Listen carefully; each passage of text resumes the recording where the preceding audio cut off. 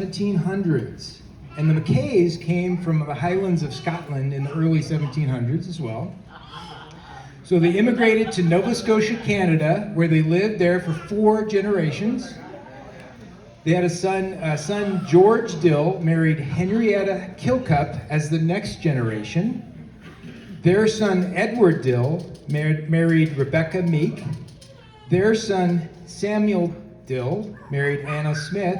And their son was Morris Jessup Dill. Okay, and of all of those ancestors' names, we have 2 of those names here. Sam and George. Good to see the family name passed down, but I don't see any Mungo Dills here. Yeah, maybe someday. All right, so Morris Dill married Winifred Mackay, my grandparents. Wilhelmina. Kevin said Winifred. So, all right. Morris and Winnie had 12 children. Roland, May, Blanche, Norm, Harry, Ed, Ralph, Bud, Murray, Dora, Bob, and Jean. In 1919, with 6 children at the time, Morris's brother Walter suggested to Morris that they should move the family to California. So they sold everything and boarded a train from Nova Scotia to Southern California, where Morris worked on the first commercially successful oil well, Standard Oil back then, now it's Chevron, in Newhall, California, in a place called Pico Canyon.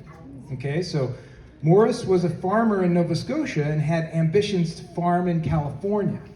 So they bought some land in Chowchilla and established a productive farm where they would live for the rest of their lives. Of the original 12, there's 3 that are still living, and I'm happy to see 2 of them here.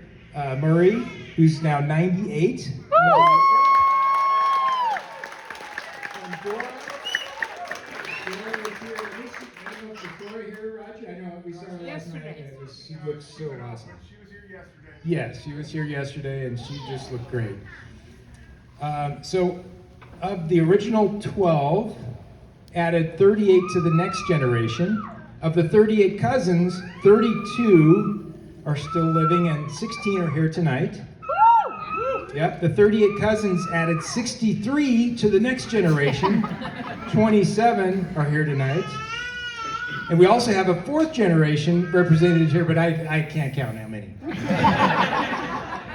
So while we have lost some of our family members way too early, there are some good longevity genes in the Dill family.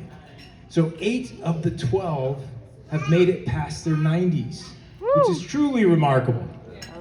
So Kevin had some stats here, so I have to read. So 67%, that's 67% compared to the 30% of the rest of the American population. So, we got some good Dill genes.